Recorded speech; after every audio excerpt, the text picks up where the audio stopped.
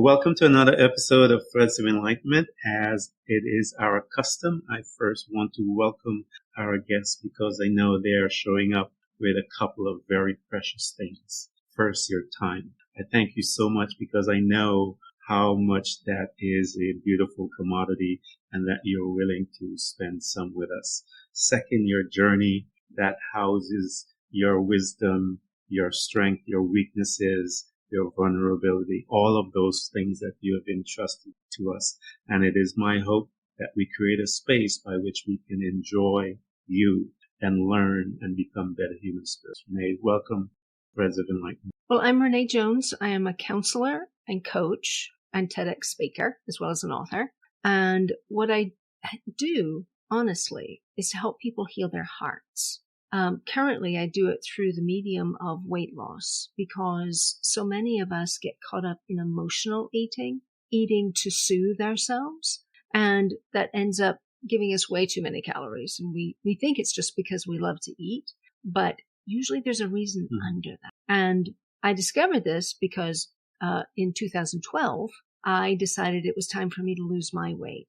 And it took me a while, but I did. And I reached my goal in October of 2012, and I'm still the same weight today. So a decade on, I managed to manage my emotional eating enough. And I like to share that with others because I know that struggle. I know how hard it can be when you're staring down something in the refrigerator that is just calling your name and you don't want to eat it, but you do.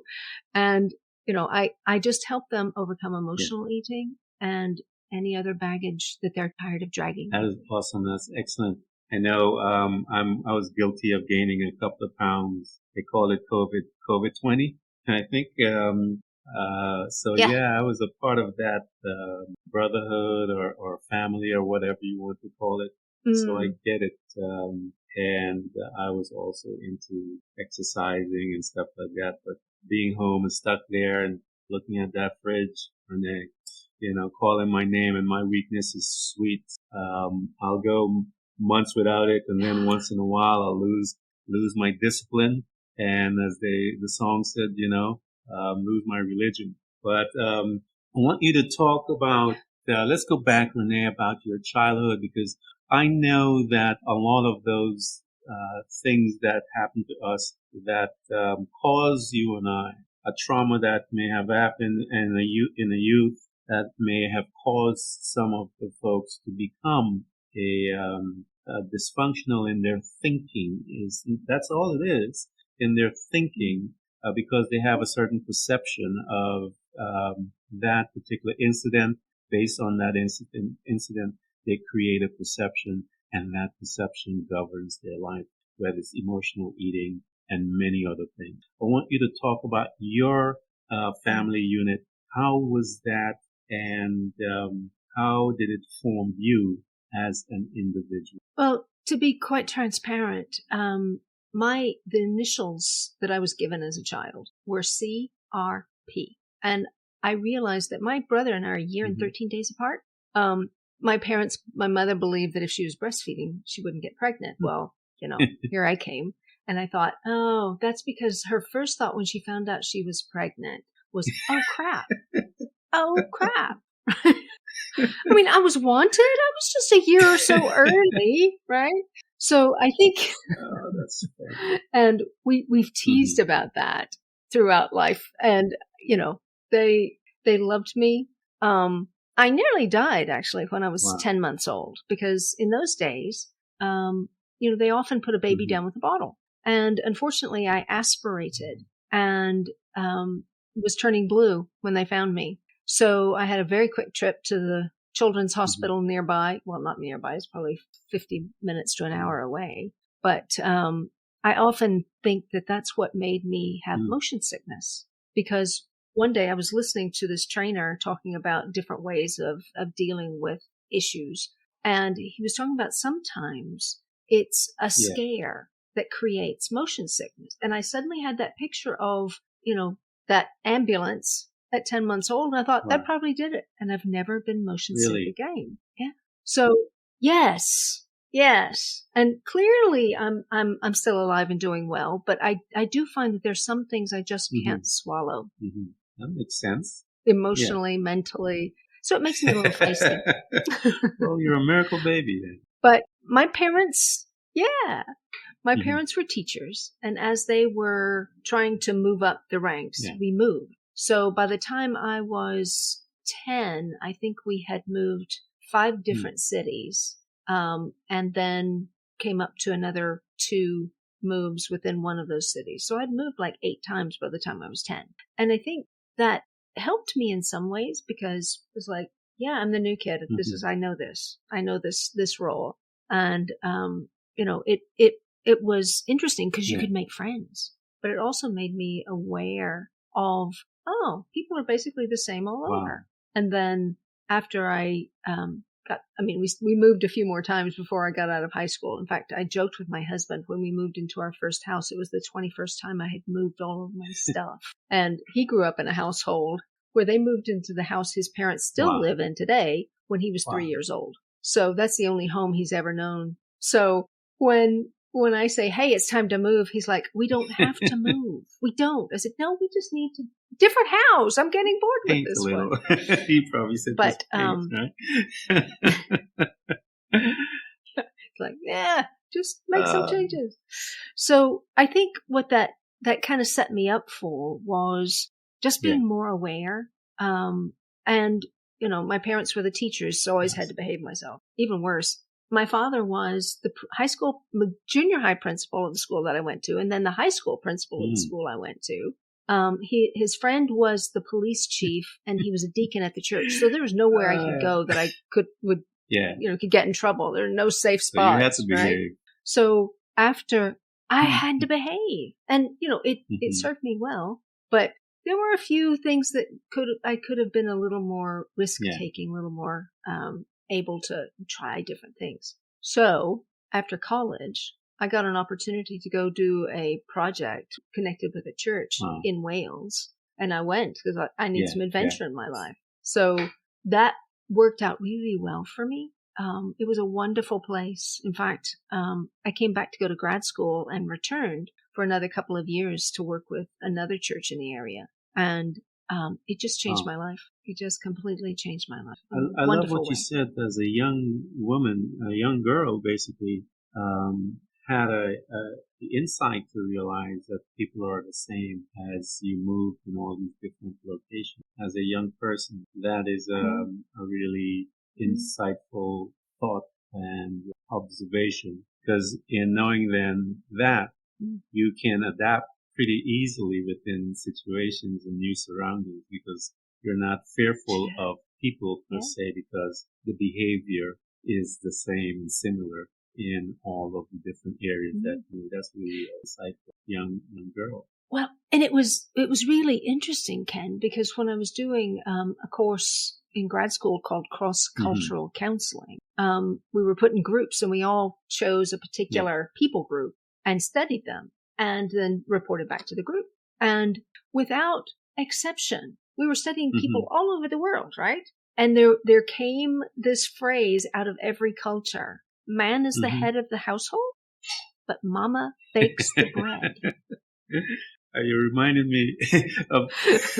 I think you reminded me of this movie where my favorite Greek wedding or something like that, or my big fat Greek wedding. Says that he is the head, but I'm the neck, and that is absolutely true. And in all culture, it is the same. At least patriarchal cultures. I had this friend when I was doing my residency who was from Malawi. He said, oh no, it's a matriarchal culture. And he had great respect for women. I loved him. He was wonderful. It's really interesting about the culture that we have, because that's one of the group that programs us. We have the culture that programs us. We have society as a whole. In many societies, the men are the head of the household and so forth and whatever. And some of those themes we get from the religious point of view as well. And so we have all of these different entities, as I was saying earlier, that really plays a part in the development of who we are as individuals. You went to Wales, Yes. you've got exposed to the being a part in the church and that servitude and attitude and mentality. How you said you had a really good time.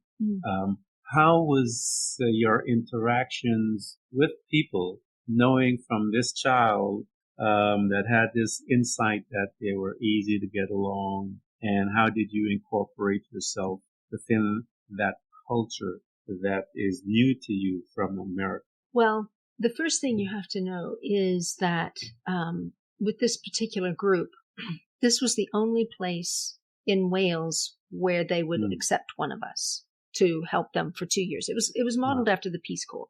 And the young man who had come before me was a very tall and loud Texan. He was, life was wonderful and he was enjoying it all the time. Yeah. And they loved him for that. And it was about the time, just after like Dallas and Dynasty had been on television. So they heard they were getting a lady and they expected Crystal. And at the time, I mean, I'm only 5'3", right? I'm a little woman. My hair is naturally red, so I fit in with the other Celts there. But I was also quiet because this was a new place. And although I expected them to be the same, I didn't know. I didn't want to offend them in any way, right?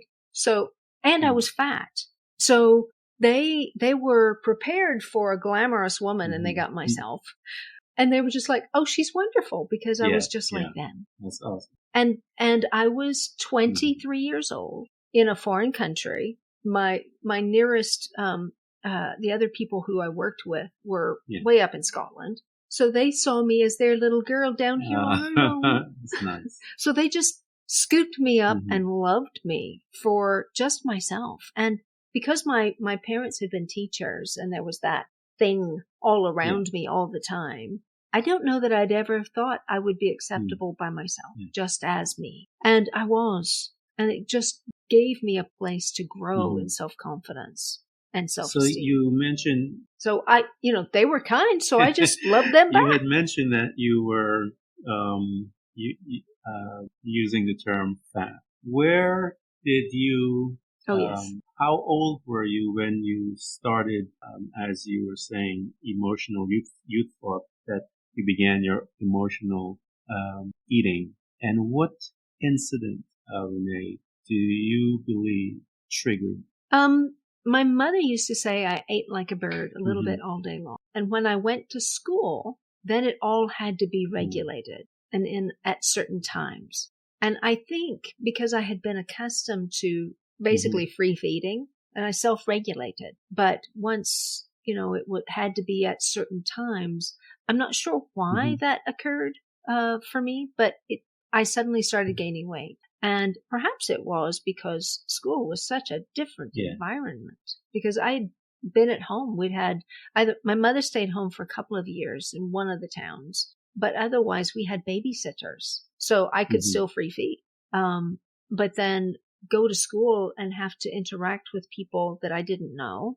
And, children aren't always kind. And again, I was red haired, and I know that's no longer a thing anymore, but at the time it was seen as a flaw, right? Oh, talk to me about that. Yeah. Because, it's interesting. I mean,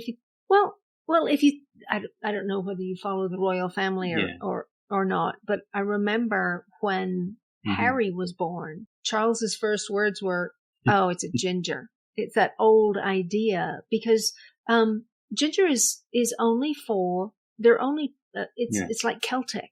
So the Scots, the Irish, and the Welsh are Celts, and they were considered not as good as the Anglo-Saxons or whatever. But it's just something that went through, and I remember being told more than once, I'd rather be dead than red on the head.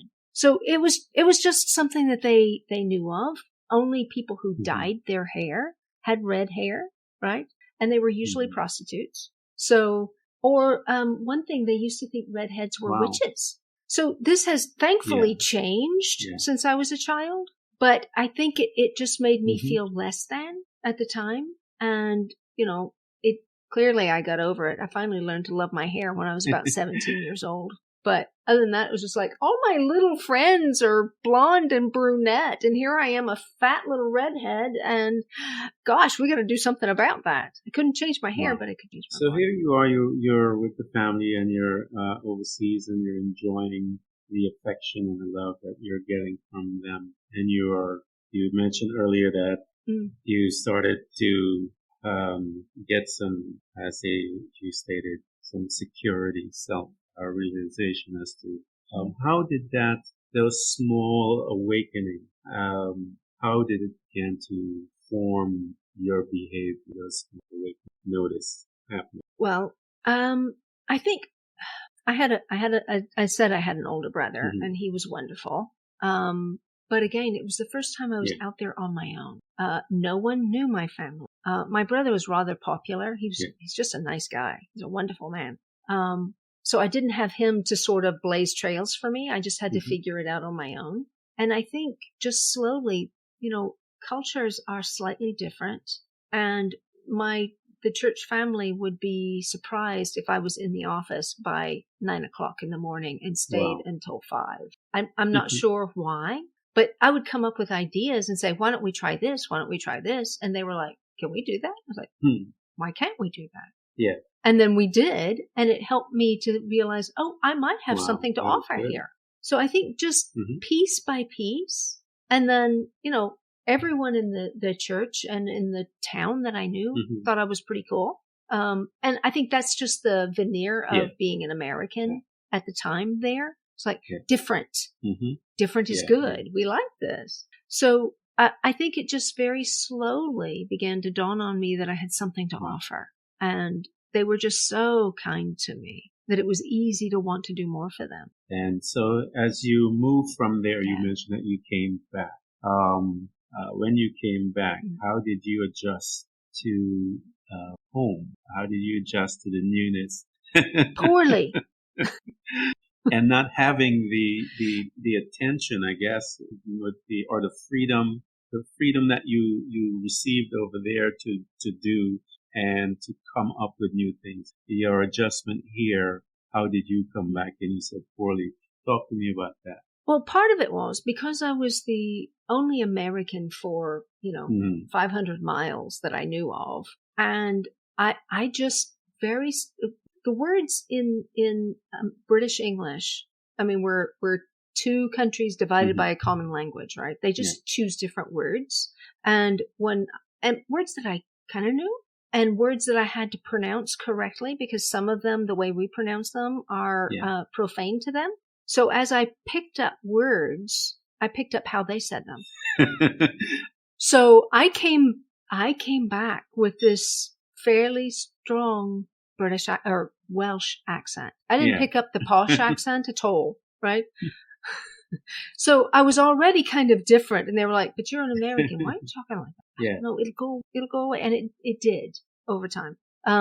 But it was. I came back to go to grad school, and that gave me a focus for a while. Yeah, and that was good. It was very strange because I was so close with some of my friends there that it was like a death in many ways, because at the time we didn't have, email and texting, and I mean, phoning the internationally was really expensive. So I was completely cut off from them for a period of time, and I missed it. I missed who I was when I was with them. Yeah, wow. So, I got through grad school, got my degree, my master's degree in marriage and family counseling, and I met a man along the way. But I told him, I said, do not fall in love with me because I have to go back to Wales. So why did you pick that? Why did you pick that to study that? Why did you pick family and family? Because I had a conversation with one of the coordinators in the UK. And I said, because at the time I thought I was going to be the first Baptist nun, actually, because there were just no men on the horizon. And I said, okay, so if I were to come back full time, what do you need? And he said, we need counselors. I'm like, okay. So, and it attracted me because I love a really good conversation, and a healing conversation is even better. So that's how I studied, and I got so fascinated by it. I'm a psychological geek now, It's fascinating how the human heart and mind work. Yeah. Such a beautiful thing Yeah. to, Yeah. I have 5 boys, and I used to love to see how they would interpret something that I said individually, how they did it differently. So I would ask them this question: what was your process in bringing that to your understanding? What was that thing that? How did you came up with that? And I was always fascinated with that, and I probably tortured those boys. But I was just curious to find out how did they come up to that conclusion. And each one of them had a different conclusion based on something. And so it was very fascinating to look into that and to get an understanding, because it was there. And I taught my sons, if you learn how to communicate with each other, it is a microcosm of society, and you can't fight. You have to learn to deal with your situations as brothers and so forth, differently from fighting. And it was a pleasure to come walking by them and hearing these young men discussing why this one should have the Xbox and the other one shouldn't. It was a really fascinating case study that I created in my house. And it truly was. But here you are, you've gone to school, you picked your study, you identified it from a conversation, you graduated, you mentioned that you met a man. So talk to me as to this young girl. She's moving forward in life, doing the things that we were told that we ought to be getting, be that college, the school, the husband, and all of those things. Because I'm heading there, because I know after we've achieved all of those things, you're still miserable as anything else. So talk to me about your process as you're moving through life and achieving the things that, everyone wants to find someone to fall in love with and then begin to move forward within the family unit. Well, as I said, I had told him not to fall in love with me. He didn't listen, but I still had to return to Wales for another 2 years. So I accepted the job at like 7:00 in the morning, and by noon we were engaged. Wow. So I guess he wanted to make sure I'd come back. That's a wise man. And the time apart was really good for us. I actually spent a lot of time with a family where the husband and wife were just very romantic and loving, and it changed how I viewed what marriage would be. It was more of a partnership. I mean, my parents loved each other, but they were more like two individuals who chose to put their lives together. And they lived together until my mother passed away. But this couple was like they truly became one flesh. They were one, and that was it. And it was fascinating to see that kind of partnership. So I returned, married Mr. Jones, blissfully happy for 27 years now. And then of course we started on the find a job, have babies, all of that. So I did a residency, which was good for me. And then we started trying to have children, and we found out we could not. And that was devastating for me in many ways, because that was the plan. And we just could not. And we thought about, adoption and all the rest of it. But I just had this sense that no, that's not for you. And it was incredibly sad, but I thought, okay. So, I spent about 5 years being mad at God over that. And then I had a cousin who was sent to Romania on a job, and he wanted to go back and visit. So I went with him, and he had worked with a boys' home. So I got to teach the house parents some counseling techniques, so that, in some way I did have children. I didn't have to put them through college. Yeah. It's, so go ahead. So I spent about 20 years working as a hospital chaplain, and COVID part the way through, I thought, this is not it for me. That I need more than this. I mean, it's a great job, and terribly heavy at times, but I wanted to impact people longer term. So I went part-time as a chaplain and opened a counseling practice after I lost my weight. That was my access point. It's like, I can help people do this.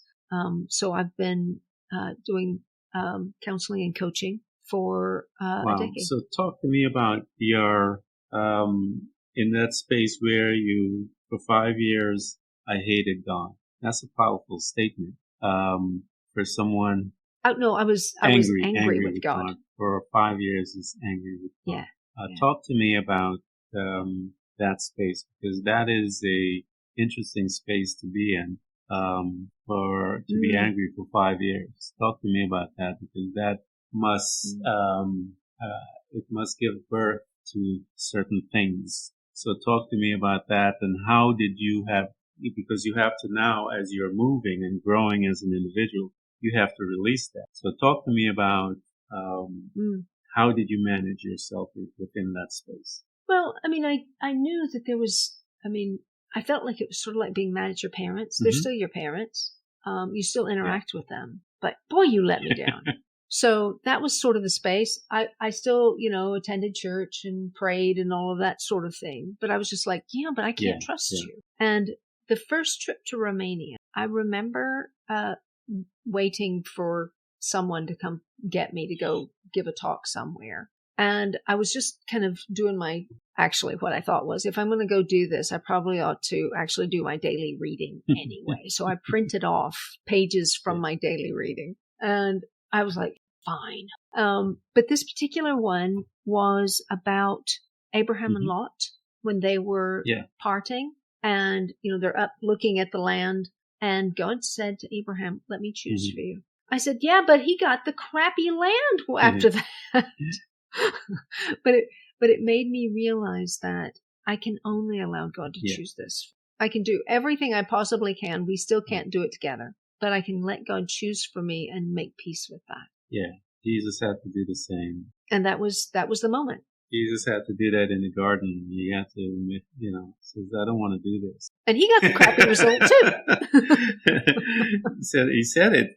For a few days. I don't want to do this. I really don't want to do this. But he said at the end of it, he says, you know what?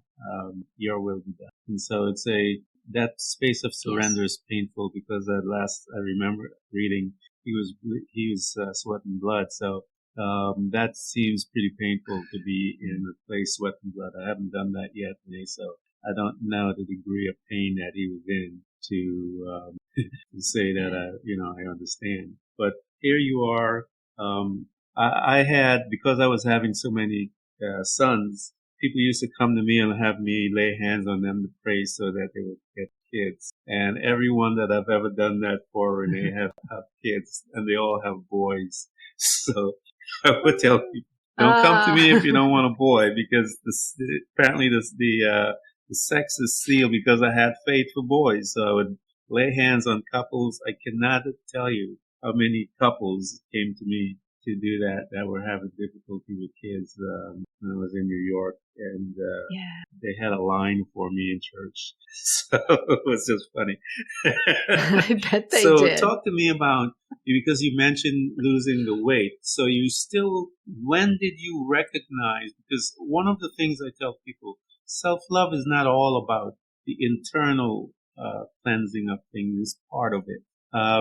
But also learning to take care of the temple is a part of self-love. You have to have them all. You can't have personal growth internally and then outside your binge eating and all that type of stuff. You're missing some. The journey is incomplete. So talk to me as you began to excavate some of those things, and what did you find as you began to look into the emotional eating aspect of your life? What did you find as you began to excavate that, and what caused you to begin that excavation of what was making you do such? Well, I was staring down my 50th birthday, and I thought, life is about to change, because it always does for women around 50. And if I don't lose it now, I will never lose it. I'll just be fat for the rest of my life. So I thought, no, I'm going to give it one go. And that was my New Year's resolution. Like the 40 previous years of resolutions was to lose weight. And I started out, and I did, as usual, pretty well for a couple of weeks, and then I'd go off, and then I'd start again. And the thing is, I just wouldn't give up on it. But by April, I actually could not find anything in my closet that would fit me. Even my fat clothes were too small. And I thought, I've got to make some changes here. So I got online and I was looking for some program. And I ran across this lady who was a coach, and she had a program that you could just buy. And I was fascinated by the material, and so fascinated that I hired her in the end to help me, partly because I do really well with external accountability. And if someone's going to ask me every week or so, okay, what are you doing? I'm much more likely to stay on track. So that began a good 2-year journey between us. And I learned that, while I had self-esteem in another country, here it evaporated. I hadn't internalized it enough. So we started just working on things that I wanted. Did I want to be this heavy for the rest of my life? No. Did you want to be unhealthy? No. And I slowly worked through the elements. And okay, what is it about peanut butter that has you such by the throat that you cannot not have it? Me. And what I find, So let me ask you a question, Ken. Do you remember when you first had peanut butter? Oh yeah, I'm in love with this thing still. I eat jars of it, so go ahead. I'm crossed over yet. So who gave you the peanut butter initially? I was back. I grew up in British Guiana, South America, and we made things. Everything was made homemade. All of these things, peanut butter, oil, and everything. So that smell and the taste. I love it on warm bread. And so I'd have a toast and I'd put that nice. I don't eat it a lot, but when I do, I'll finish a bottle within a couple of days. It's really horrific. So talk to me, help me out. It takes you right back. It takes you right back to that moment, that simplicity, that wonder, comfort, that sense, probably. Yes. Yeah. So for me, it connected me with my grandmother, who loved me. She's the only person in my life that I never wondered, does she love me? No. She was always on Team Renee. It was great. She loved me. She affirmed me. She thought everything I did was good. So what I had to realize for myself was my grandmother's not in the jar. I need to find another way to get that love and affirmation that she supplied so readily. And once I did, peanut butter returned to being a snack food, not a binge food. Yeah. So if we can break apart what holds us to that food, then we get free of it. Yeah. We can still enjoy it, but it's not that, circling the refrigerator every 5 minutes, getting yet another spoonful. I have my moments. I usually don't eat it all the time. Most of the times it's not in the house, but when I want something, I'll go find it. I'll go buy it, and I'll have the jar there. Usually I'll buy a small jar because I know myself. And I'll just get a small jar and within about a week or so, and I'll usually get a very small one because I know can promise. And my granddaughter always asks me, what in the world? So I have people bring me peanut butter. So, but that's not all the time. I have months and months that I don't go without it, so it's not something that I'm craving all the time. But when I want it, I'll go for it. There's a couple of things like that. So the question is, where does that want come from? As you had asked me the question before, and I thought when I first thought of it, it took me right back to being a young man, a young boy, and smelling that peanut butter and that on a Sunday and having that warm bread so that was the initial picture that I got of seeing that peanut butter. And then, why are you doing this to me? That peanut butter, warm peanut butter dripping down that hot homemade bread that just came out of the stove that my grandma and my mom used to. And I guess that's the comfort and the picture that I received when you asked me. No one has never asked me. So the question is, now, when that comes upon you, that desire for it again, what's going on around you? I've never really thought about it. Usually, you know what? It's usually like a stressful thing coming on, or I'm within a stressful Is it? pattern, and I may be, thinking of a couple of things or meditating stuff that has put me in that space, and then I would probably crave my peanut butter and my hot bread and stuff. Yeah, it's usually based from a stressful pattern of thinking. I'm getting analyzed. Yes. So it's taking you back to Mm-hmm. the simpler time to manage the stress of today. See? Now, if there are other ways that you can manage that stress, then peanut butter gets back in its place. Yeah, in my cabinet once in a while. I gotta stay away. Now that you put that to me, now when I'm gonna be looking at peanut butter, totally different. Once I have that craving or whatever, I'll start looking at my situations and manage the stress. So it kind of brought me. Yes. See, that's how so many aspects of emotional eating come into being. That's precisely it. We're trying to stuff down our feelings and follow it with a food chaser so that we don't have to deal with those feelings. We just want the comfort. We don't want to have to deal with it. Just make it go away, which is great in one way, but it tends to make us bulge a little bit in places we don't want to bulge. One of my teachers would say to me, when we don't understand the purpose of a thing, we abuse the thing. He said, drugs are made to help people, but when we don't understand the purpose of it, we abuse it. And so, it is all, as you were talking to me, this is actually the first time anyone ever put me on the couch about my peanut butter today. And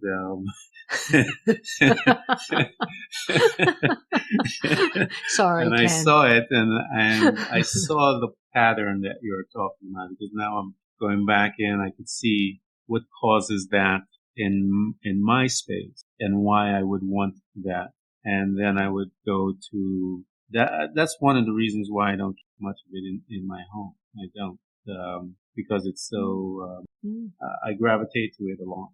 And so I usually don't. So there's a couple of things like that. That's a very good tactic. Very good tactic. In fact, if there are things that you cannot control for yourself, it's better not to have it in the house. And there are places that will keep it fresh for you. And it's even called a store. So you're doing exactly the right thing. I try. But if you can take back I see this stressful situation. How else can I meet that need? Absolutely. Then you can have peanut butter just because you like it, not because it's meeting a need. So here, when you began to incorporate this, your mentor to help you to access some of those emotional things that were holding you, what were some of them? You mentioned one about the self-acceptance and those things. Did any of the not being able to have children, resentment, any of those things ever came into play, or were they just outside of the space when it came to your eating? Did any of that came into that belief system? Of course. Because it felt like a failing. I mean, this is the one thing women can do is have children that men can't. So it bothered me up until about a year ago, because it would just come up periodically, I mean, I'd kind of reconcile myself to it. And then, my friends were all having children at one point, another baby shower, and they always make me take the names and the gifts, the numbers. It's, put me in the midst of the situation, right? And then, of course, they started having grandchildren, which created a whole new set of things. But I think I was finally able to let it go. I mean, is there still regret? Sure. Yeah. Of course. But it's not as devastating as it was initially. It's like grief. You do your grief work and you eventually find your way to live with it. And will our lives be different forever? Sure. But we also didn't have to, do piano recitals and soccer games and all those sorts of things. And have a lot of fighting in the house, because I could tell you a house full of boys. It was hospital trips and things like that, constantly. So there's some benefits to it, but I understand the desire because it is there. I desire deeply to be a father, and I wanted to be a father, so I know from that side. But I'm not a woman to know that from that angle where you would feel that is what we do, you know, and that I can see being a cause of pain that one would have to walk through. As you stated, with your friends and we're having kids and grandkids. So I'm glad that you have learned to walk with that. Like you. So talk to me. And we became terrific There you auntie go. and uncle to my You nephews get and their to children. spoil So them and do there you things. go. Talk to me, Renee, about your book as you're learning about yourself, opening up, realizing, and you embark on the eating aspect and losing the weight. Talk to me about the combination of strategy that you use. What was the combination and process that you used to help you to lose the weight and to keep it off? What was some of that? I know some of it mentally and all of those different things. What was the formula that you used to bring forth your desire? Well, I mean, it literally was diet and a little bit of exercise. And I used one diet to lose it because it's the only one I knew. But 2 years later, I was still kind of struggling to maintain it. And I just got fed up. It was like, I just can't do this anymore, but I don't want to gain the weight back. Because I was just tired, hungry, and cranky, honestly, all the time. So I did some more research. I thought there's got to be a better way than this. And I ran across a metabolic test that I now give to my clients because it said, okay, wait, here's what your body needs. Because we get so many cookie cutter diets out there. And I think, well, you know, even when a doctor gives you medication, he plays with the specific medication. He plays with the dosage based on your chemistry. So it made perfect sense to me that your diet has to kind of match your chemistry. And I got the results back and learned why my Captain Crunch didn't last 5 minutes for me when I was growing up, because I go through that really fast.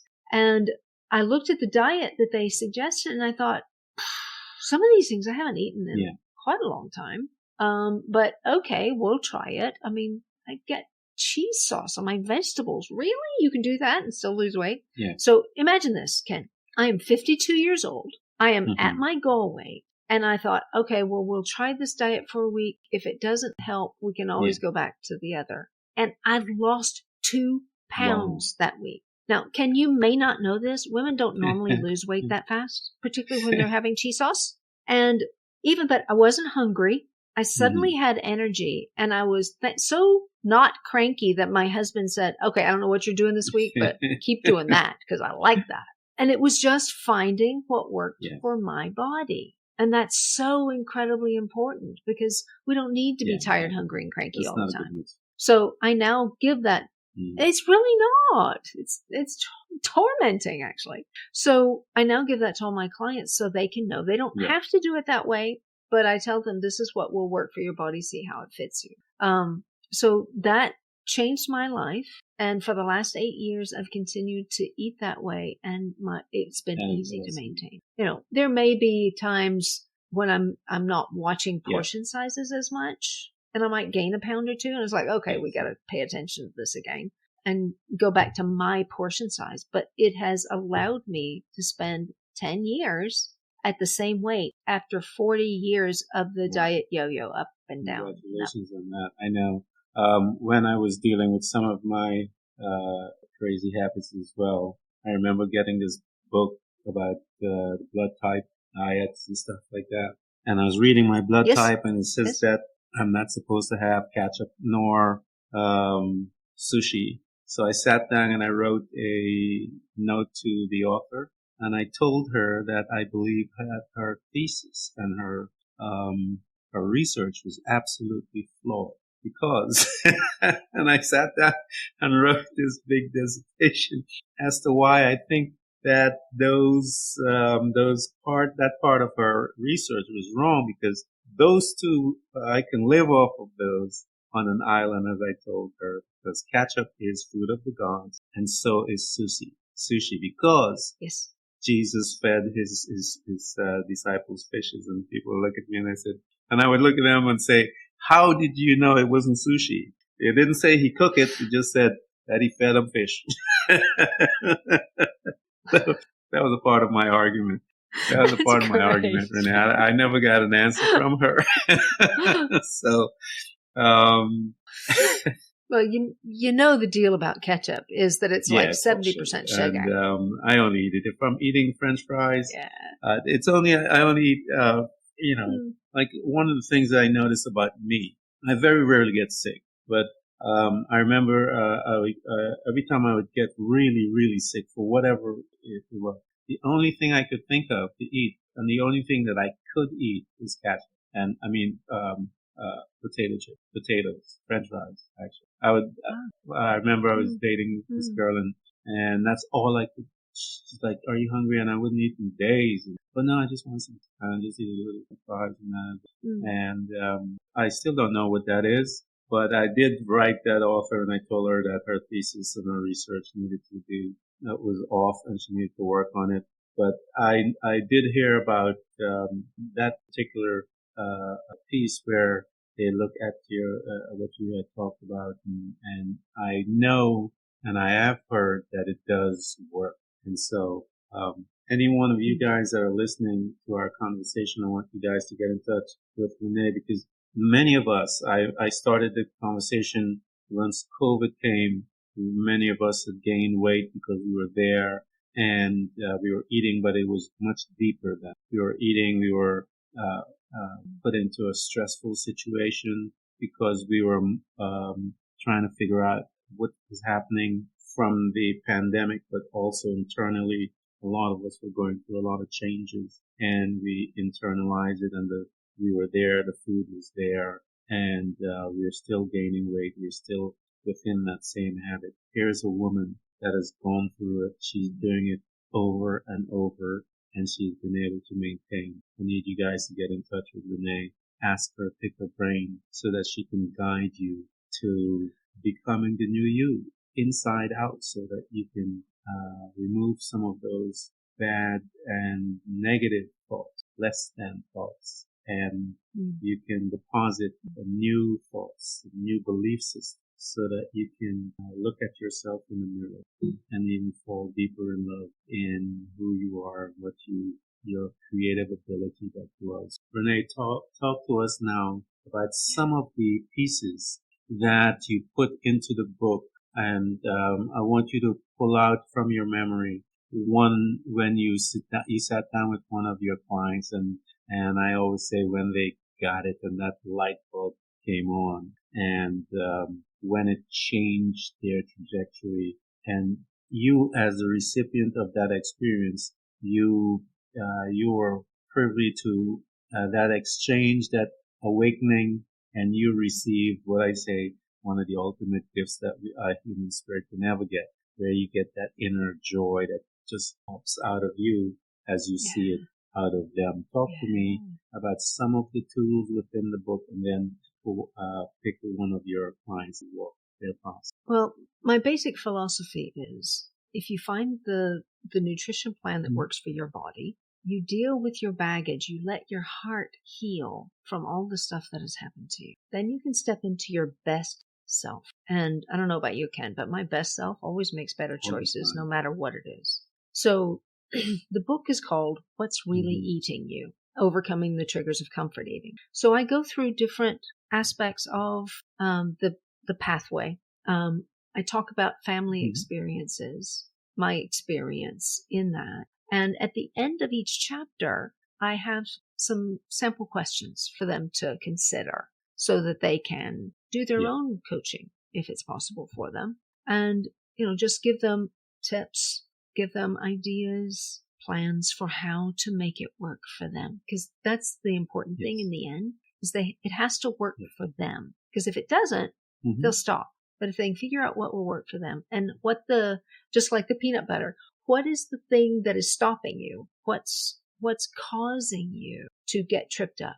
let's deal with that. It's sort of like, you get a splinter in your hand. If you just keep packing it and covering it and hit it with, Neosporin or whatever, but you never take out the splinter, it will never heal. So sometimes you've got to take out what is troubling you so that you can then heal and go forward. I'll tell you about a client actually I talked to yesterday, and she, has struggled with weight her whole life. She loves to have fun. She loves to be free. She doesn't like people to tell her what to do, but she does want to be thin in the end. She wants to be healthy. So we were just talking about that. I said, so if you were thin and healthy, how would you feel? She said, I'd feel free. I said, okay, so you have two desires that want the same thing. How do we put them together so that they can move you forward? And she said, I never thought of that. They want the same thing. They've got to stop fighting. Yeah, exactly. And it's usually something as simple as that, as simple as, oh, I'm in a stressful situation. My stress response is to go to peanut butter because it makes me feel better. It's always the same. Right? I love your peanut butter analogy. Well, you mentioned a couple of my favorite foods, actually, peanut butter and Captain Crunch. So my thing about Captain Crunch is Captain Crunch. I would buy it and I would have it in the cabinet and I wouldn't eat it. But then there's one day I'm going to have this craving and I have to have my Captain. And if my kids ate my Captain Crunch, the Cookie Monster, a monster would show up and it wasn't pretty. They'd have to run, scatter, because I would tell them, I'd buy them.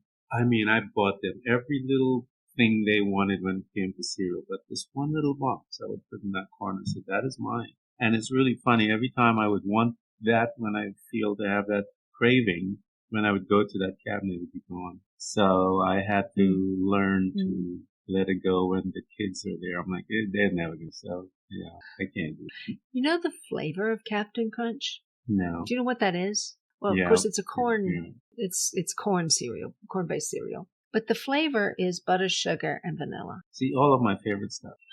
Me too. Yeah, that's why we loved Captain Crunch. Although I have to say, I got turned off of cereal altogether. Do you know how we came by cereal? Do you know how that became a thing? So, in the early 1900s, there was this clinic that was run by a doctor who was a Seventh-day Adventist, and they believed that meat tends to excite the passions. So this clinic was designed to help men stop masturbating, and they were trying to figure out how to feed them, and they came up with these flakes of corn and rice and wheat. The doctor's name was Kellogg. The clinic was in Battle Creek, Michigan, and one of their very first clients was a man named Post. So initially it was meant to feed men so they would not be so passionate. And I was like, I can't look at cereal ever the same way again. I'm not sure I'm going to either. Oh, thank you for that history, Renee. I don't think I'm ever going to look at cereal right again. I think I'm just going to pass them. It'll put you off your Captain Crunch, won't it? Oh, that is such a beautiful. I've had a wonderful time, Renee. I want to thank you again for coming to Threads of Enlightenment, and I do appreciate your story and your journey. And you were the first guest that ever put me on the couch and had me look into myself, and I do appreciate it because I saw something, and and once you said it, I see the pattern now as to how one can become free from those things hold hostage. Thank you so much for coming with us. Thank you for having me.